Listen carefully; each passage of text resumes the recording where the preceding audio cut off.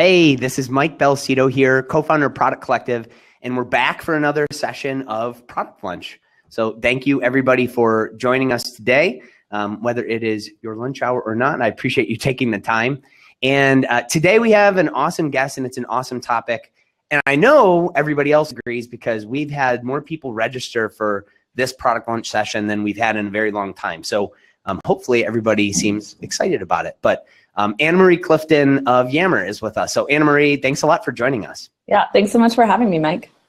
I want to get into questions for you and specifically about the topic of, getting to breakthrough ideas. I know that's something that you have to, manage and keep hold of for your work at Yammer and also for work that you've done in the past.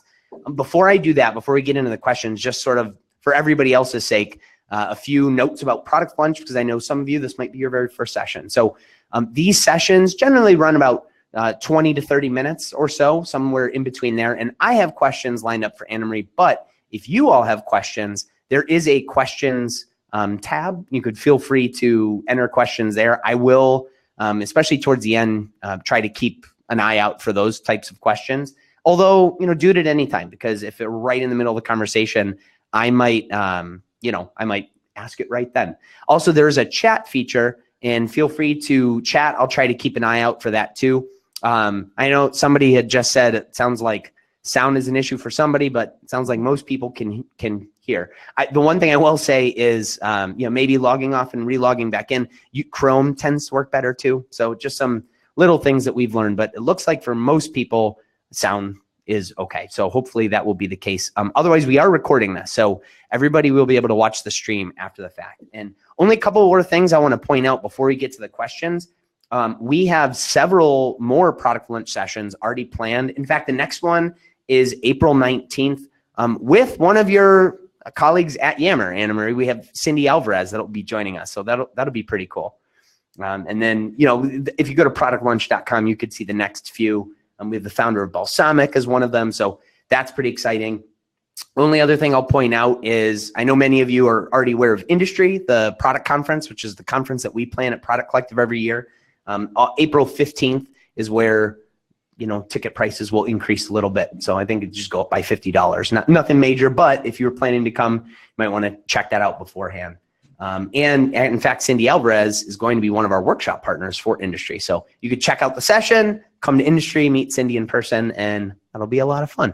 So anyway, with all of that, I definitely want to get into questions with you, Anna-Marie. And maybe you could just start by, most folks probably done a little research on you, but maybe just a little bit about you and the type of work you're up to right now at Yammer. Yeah, absolutely. So I've been at Yammer a little bit over a year now. I've been a generalist PM here. We all take part in all parts of the product. So I've done work on iOS, Android, web, as well as notifications, emails, things like that. I'm currently the product lead on our growth initiative. And so I'm doing a lot of management around the ideas for our growth objectives. Awesome. And so maybe we could just start by talking about what idea generation, what does that even look like at Yammer? How does that process actually work? Yeah, so it's interesting because there's several different tiers of idea generation. So I want to start by kind of defining that really quickly. So first of all, there's the project level ideation. So it's like if you're working on a project for a feature, the ideas for how to make it work, different things that can come up within that context. That's one tier of idea generation. And then there's the broader initiative level of what projects should we even be working on towards this initiative, and then what comes up there. So it's our second tier. And then there's a third tier, which is kind of the entire company, the product direction, and what are the tectonic shifts that need to happen there to keep up with the industry and what's going on. So I think about it in those three different tiers, and there's different levels of appropriateness with involvement of various functions and individuals.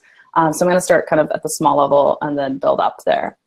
So on a project level, ideation, I think it's actually mandatory that ideas come from everyone on the project, and it's really important that that happens as an open and fluid conversation. So we try at Yammer to have, we have a really flexible project, our schedule for running projects is really flexible. Every team sets up how they want to do it for themselves. So currently I'm on about 5 different projects that are in active development, and all of them have a different cadence for daily steps, weekly meetings. Is the weekly just the engineers, or is it also design and copywriting and things like that? And so it's just really important at Yammer that we specify that everyone has empowerment on the individual projects, and we want to make sure that those ideas come up fluently. So that's like the base level, and if that's not happening day in and day out, then things just fall off the rails.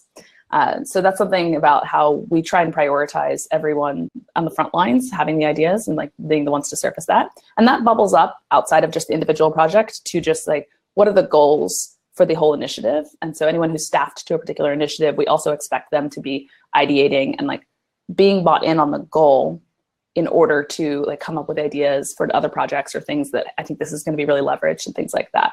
So it's like those two steps are kind of everyone's involved in that. All the engineers, our designers, our researchers, analysts, the product managers who aren't even on the initiative. So it's a lot of conversation that happens around that. And then the third level of ideation that happens around the entire product direction, that's usually led by our head of product. But we have a lot of conversations around that informally, just around the desks. And then every 3 to 6 months, we'll have like a larger conversation. And then we're actually just gearing up for a big offsite around that next week. That's awesome. I guess whether you're thinking about those types of experiences you've gone through at Yammer or even in your past, because it's not like this is your first, this isn't your first PM role. Where do you find the best ideas, that usually end up making it past the finish line? They end up being these breakthrough products. Where do they usually come from? Like, do they come from specific process? Is it whether it be the process you just described or more over the transom? Is it coming from different or specific functions? Just in your experience, what have you found? So I found that the best ideas always come from some interplay between multiple human beings.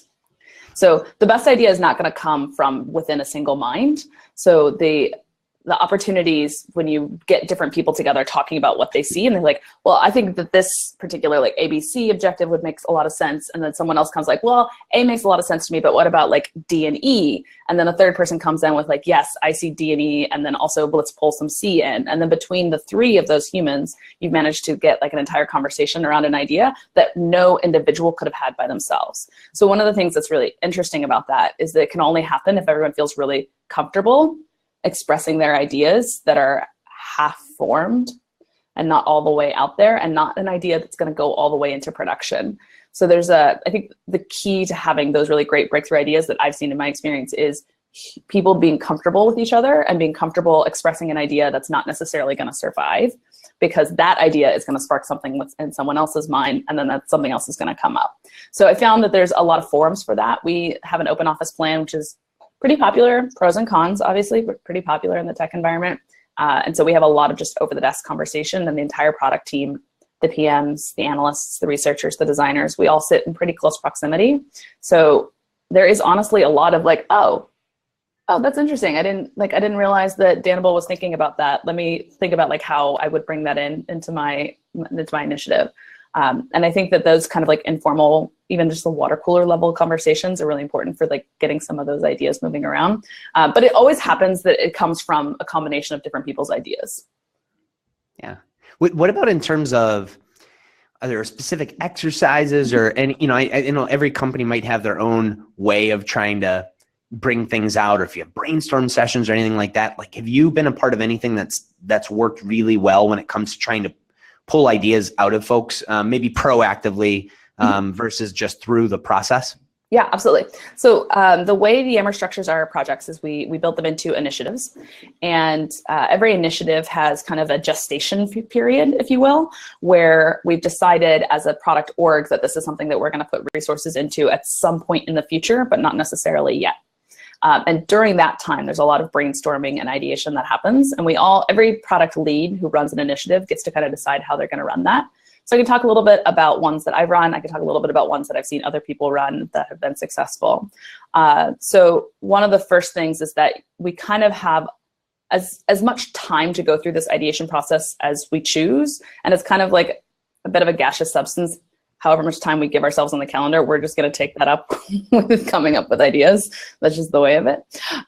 So what we tend to like know maybe 3 to 5 months before we have staffing available for an entire initiative that this is going to be something we're going to care about. So for example, I was working on the notifications initiative. And so in advance of working on that, we were thinking about like, what are all the problems that we're addressing in notifications? Why do we think this is important? And then I got together the whole group of human beings to sit in a room and think about what it is that they have seen that have been problems. So we started out with trying to like walk back to this moment in time when it was actually a really successful brainstorming session. So we had about 12 people in the room to kick off the initiative. And we started by having everyone in the room list out in advance some problems that they thought that we were solving. What are the problems that these people who use our product have that we are solving? And then we listed those out on the board, and we thought about like, okay, so if these are the problems that we think that we're solving, these are things that people feel like really personally attached to. What is it that what are the ones that we think are the most leveraged problems that we as a product are set up to solve? And specifically within this notifications initiative, what are we set up to solve well? And as a group, we picked out like, I think 6 to 8 problems that our users have that we wanted to think about and brainstorm around. And then we divided up into groups, no more than 4 humans in any one group. And we had everyone like pick a couple problems that they wanted to think about. And so they went aside and they spent 30 minutes to an hour thinking about those problems and what are specific solutions to those problems that are notifications driven that we could think about. And then we all came back with our list of solutions and discussed them as a larger group, and then talked about what are particular like tactics or projects and what are the most leveraged projects that we could do towards those solutions. Because it's really important to start from the problems that your users are actually facing. And everyone talks about that. It's like one of those things, everyone's like, user empathy. But at the same time, it's actually really difficult because you get stuck into this routine of, well, we need to increase our MAU, we need to increase this metric, we need to do this. And so you're focused more on your problems within the product and the things that you really want to fix, as opposed to thinking about what are the things that the users need to face. So that I found can really open up the conversation a great deal, like focusing on those problems to begin with. And you get a lot more kind of material to work with. So some other tangible things to take away from this that I thought was really successful is coming up with problems in advance was really helpful because it's difficult on the fly. Just everyone's kind of sitting there and like, I don't want to talk. Do you want to talk? Like, who's talking? Like, I don't want to say something in front of everyone. So kind of giving some thought to that in advance. Another thing that was really successful was breaking up into smaller groups to address some things, because that gives everyone a little bit more space. And like I talked about earlier, the best ideas will always end up coming from a combination of different people approaching a problem. And so you want to make sure that you have a small enough group that everyone there feels comfortable speaking up. Because if you have a designer and an engineer and an analyst sitting around a table talking about a problem, they're all going to come from different angles and they're all going to have different solutions. And I think that really sparks a lot of really good conversation, only if it's a small enough group that everyone has space to talk. Is there a certain size, like what is that size generally that you found that tends to work pretty well? Yeah, so I think there's research in the space that says that if you have more than 8 people, it's almost impossible to arrive at a decision. So I think that brainstorming, it depends on what type of brainstorming you're running. And it's really highly dependent on the personalities in the room. So I found that with softer personalities or people who are like a little bit less comfortable, you want to get smaller and smaller contexts for them. So even just 2 to 3 people where it would be almost uncomfortable for them to not talk. Anywhere more than 4 people, the people who have the softer personalities and are less likely to speak up in the first place, they're going to get muted. And that's one of the things, I think Google did a long-running study on what makes the best teams. I don't know if you read this. It came out, I think, last year. Time magazine did a big piece on it. And one of the things that they found is that the best teams were not the ones that had the highest performers individually, but the ones where everyone spoke equally. Interesting. And so that's one of the things that, they studied across their teams, across all their different products for, I think, upwards of 8 years, trying to find like, what is it that these high performing teams have in common? And it came down to the psychological safety to be able to speak your mind across the board. And so I think it's important to figure out what is the point for your organization that makes people feel safe. And so maybe you have like a really tight team of 20 humans who all feel pretty comfortable discussing things in front of each other. Or maybe you have people who like, they need a little bit more space and you need to get a smaller room for them. So I just like figure that out with the people that you're working with. Yeah. But you mentioned being, empathetic to customers, and this is sometimes or at least we think, hey, this is a given. Of course, we're going to do this. But how do you, whether at Yammer or just in your past experiences, like how have you involved the customer in the idea generation process, whether it is literally collecting feedback from them in some way, or whether it is, some sort of some exercise you're doing to take in that, make sure that you are empathetic to that customer. Like how is the customer involved in your process? Yeah, we have a couple major ways that we do that. One of them is we do ongoing user sessions. We have a research team that's constantly running hour-long open-ended interviews with our users, and they do that as often as they can. And everyone is welcome to sit in on those. And in addition to being welcome to sit in, you're actually kind of encouraged and expected to. So that's one kind of ongoing open-ended thing. But the more interesting one that we've started doing about 6 months ago, I think, that's been really exciting for the team, is we have kind of a tour of duty. Everyone on the product team takes a week listening to customers. And during that week, it is your responsibility to monitor and respond to the Twitter handle, read all the app reviews in all the app stores, respond when you can. Google Play lets you respond, Apple doesn't. We have 3 different sources for customer feedback as well. We use user voice. We also have a couple internal tools for Microsoft and a couple networks in Yammer for external users to speak to us directly. And so the person who'd be a PM or a designer or researcher whose job it is to monitor that channel that week answers all those questions, responds to people, also pulls back into the product team and is like, hey, I'm seeing a lot of people who are requesting this kind of thing, or a lot of people who are having this kind of problem. Maybe we want to prioritize something like that. And at the end of the week, they write up a kind of a synopsis of, here were the top requests that I saw, here were the top problems that people are experiencing, here's something that I learned that was new, here's something that we might want to consider going forward. And so those tours of duty that week, we have it hashtagged in our product, so anyone can follow that hashtag and just keep updated on those weekly synopses. And then those tend to boil up every quarter into, there's a few different things. So first of all, we do actually take that into our prioritization on the product team when we're deciding what projects to run, what initiatives to kick off, and even the entire product direction, each of those 3 tiers. But additionally, we also do a quarterly hack day, which is technically 2.5 days, but hack days, where anyone in the company can work on any problem that they have. And one of the most interesting things about Hack Day, from my perspective, is the pitch session that we run at the very beginning of it, where someone from the product team stands up and recommends, here are all of the problems and ideas and issues that we've been hearing about, if anybody wants to brainstorm on these or work on a hack for that.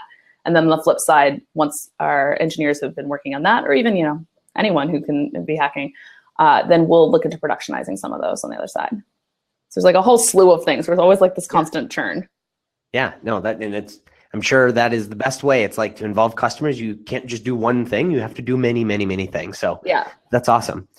There are a couple questions that are coming in around a certain topic. And so I'm going to kind of combine a couple here, but basically, when you're at the point where you're going through this brainstorm, not brainstorm, but maybe it's one aspect of it, you get a lot of ideas coming in, and you want to take an idea forward.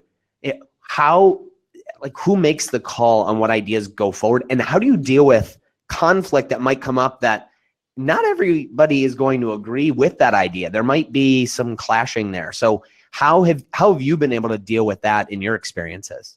Yeah, that's a really fascinating question, because one of the things that has been impressed upon me this past year over and over and over again is that anytime you make a decision, anytime a decision makes it really to your desk, anytime you're making a final call on something, you're going to make somebody unhappy. You actually just aren't going to have any easy decisions. There's always going to be a trade-off. Either you're going to make a customer unhappy, you're going to make a designer unhappy, you're going to make an engineer unhappy, and there's just a lot of emotional management that goes around that. So one of the first things that I want to hit on is that as a PM, I think in addition to being decisive and making a path forward for the team, I think one of the primary roles of a PM is making sure everyone feels heard. Because again, that goes back to that psychological safety, and you want everyone on the team to be able and comfortable to pose new ideas on an ongoing basis as they have them. And so finding a way to be able to say no to an idea in a very, very open way, in a way that makes people feel heard and comfortable, is absolutely mandatory for the long-term success of your company and long-term success of your teams. So there's just various tactics that I found. The first is making sure to really understand the idea and giving the person who had that idea the time of day, and So there's a few things there. So first of all, it's like talking in person about it. If someone sends you an idea on like a Yammer thread or an email or something like that, making time to just sit next to them and be like, hey, I saw you had this idea. I just want to make sure I understand it. Here's what I see that you're saying, and reflecting back and making sure they feel really heard in what it is that they tried to express. The other thing is, if you do choose to not do it, make that prioritization that helped you make that call transparent and clear. So I've been in a position where there was several different things that we were trying to prioritize against each other, and a lot of them were coming from the same person. And this person has like a lot of energy, and I'm really excited to see all this energy, and I wanted to keep that going. And he had basically a gajillion ideas that we couldn't do for this particular project. And so we just sat down and went over them. It's like, here's this idea, here's what we think the impact of that idea would be, and here's the cost, and basically the expected value of it, and like why we're not going to do it, and kind of went item by item down on that in a way that made him feel, from my perspective, and I hope that it is true, made him feel like heard and understood and on board. And then again, you just tying it back up to the overall goal of, this isn't about like choosing one thing over another thing. It's about like, what are we trying to accomplish as a product? What are we trying to do as a company? And then does this piece put us closer there, or is the opportunity cost of doing this piece worse? And so we like got to think about that. Yeah. And by the way, there was another sort of people related question to it, which makes a lot of sense, because, you know, you need to involve all sorts of people within the organization. We're talking about breakthrough ideas, but what happens if one of those people is not really being a team player? You know, maybe they're the person that's in the meeting that's, you know, kind of scoffing at ideas, that, you know, they're being sarcastic in tone. They have a toxic attitude. How do you, when you're the one that's trying to cultivate these ideas from everybody, how do you handle that? So I have very rarely been in that position, but I've spoken with other people who have. I'm trying to think if I've experienced that here at Yammer.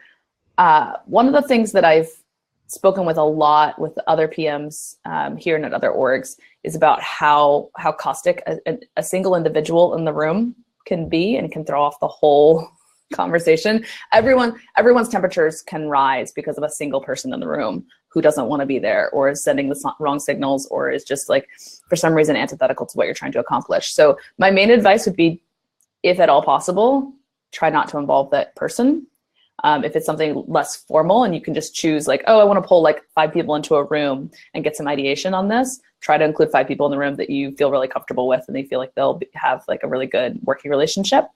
So we have a few processes where we get to just like pull people in. Product council is this thing that we have where PMs who have an idea and it's mostly fully formed, and we have a hypothesis and we have our success metrics, but we don't necessarily have engineers staffed to it or designs necessarily.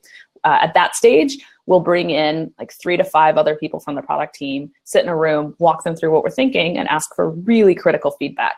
And in order to do that well, you have to be really comfortable with the people that are in the room, and you have to know that they have your back and you have their back, and it's okay for them to pose critical feedback. And so when you're in those kinds of informal situations, it's best to make sure that you're like choosing the people that you are going to be able to work with best. In the larger space, I found, I mean, I haven't had exactly like a very sarcastic or caustic interaction, but I've definitely had interactions with a large group brainstorm where one person was clearly kind of at odds with another person. And as the PM in the room, it's especially if you're running the meeting, PMs here tend to be running those meetings, but it can vary org to org. So as the person who's running the meeting, you have to keep in mind that you have a lot of influence, a lot of authority, informal though it be, to manage that relationship between those people. So the words that you use, the people that you look at, the eye contact you make, that all sends really subtle signals. And it's really important to make sure that when you see that, if perhaps someone who is being like walked over and their ideas are getting squashed or things like that, to make sure to like elevate them, to call them out and be like, yeah, you know, that was, you know, Joe Schmo, that was a great idea. Thanks for posing that idea, Joe. Like, and kind of amplify and reiterate that idea came from that person, and try and kind of like level the emotional tension there. I have definitely done that before. Trying to think if I've been in a situation where I've had a really caustic person in a group. I've definitely been in situations where there have been people completely checked out and on their computer. And I've been the person in the room to say, okay, everyone, if you're not taking notes that you're going to publish to the group afterwards, kindly ask you to shut your computer. And then in return, I will keep this meeting as short as it can possibly be. I'm not going to keep you in the room longer than you need to be. If you can keep your computer off and focused on this conversation and give everyone the respect who's in the room. Yeah. No, that's great advice, I think. Hopefully we all don't have to deal with that person all too often, but if we do, I think that can be helpful. We're already getting towards the end of our time with you. There's a couple more questions I wanted to make sure to ask. Yeah. One is coming from the audience. When you're trying to bring together a group of people, is there a sort of ratio that tends to work really well in terms of, okay, making sure we have engineers, UX people, product folks, but I want to have 2 product folks for every 1 engineer. How does, have you, do you give it that kind of thought, or is it making sure that at least you have some representation from around? How does that work?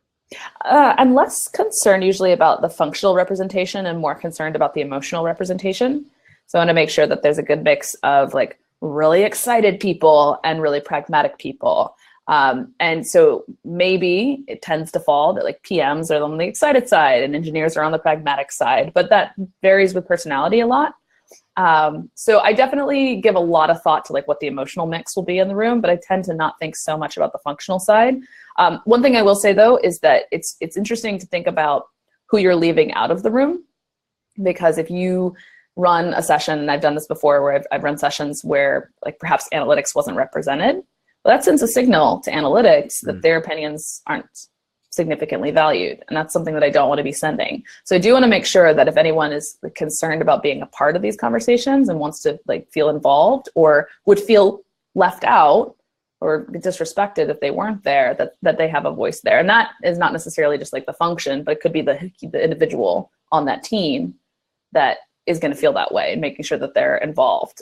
And again, it's like, it's all a lot of trade-offs. Like you don't want to do a whole bunch of emotional management like that in advance of a brainstorm, because you want to be able to focus on actually doing good work. But those are the things that kind of tick in the back of my mind at all times that I think it becomes second nature as you work on the job.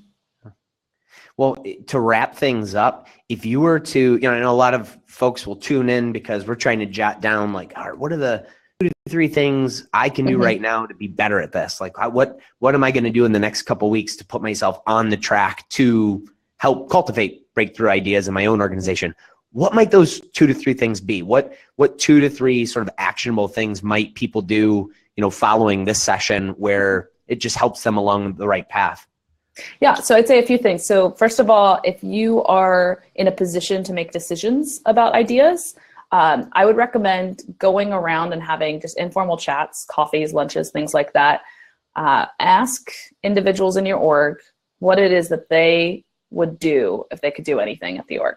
If you could be working on anything, what project do you think, what feature, what do you think we should be working on? And do that one-on-one with a majority of your coworkers if you can, or a majority of people in the functional teams that you're working with, and jot down like a map of what the overlaps are. Because even if you can't bring about an entire session and set up a whole brainstorm, you can get it informally through looking through the overlaps of the individuals that you're talking to. So that's something that you can do right away, and everyone's empowered to do that kind of thing. So the other thing I would caution against is trying to like run a brainstorming session, because those can backfire. If you get a big session running and then you're like trying to figure out how to do it and you haven't given a lot of thought to best practices in the space and you just put a lot of energy into getting people galvanized for that, it can fall down. The energy can go really flat. It can be really awkward. And I have definitely done this before. So highly recommend against doing that. I did that early in my career and it was just horribly awkward. And you can burn a lot of social capital in that way. So I wouldn't suggest running head in that way. I would start with one-on-one conversations. And then the other thing I would say is that if you are in a room, be it a brainstorming session or just like a weekly meeting, project recap, things like that, and you're trying to solicit ideas from people, make sure you verbally ask every person in the room for their input. So you may have had like 6 people in the room and 4 of them were talking the whole time. Ask those 2 people at the end, like, what do you think?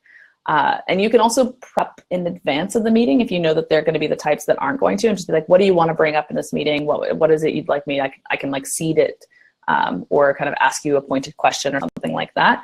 Because again, the most important thing is to make sure that everyone on the team is open to suggesting things. And so start getting in the habit with whatever project teams you're working with in making sure everyone there is speaking.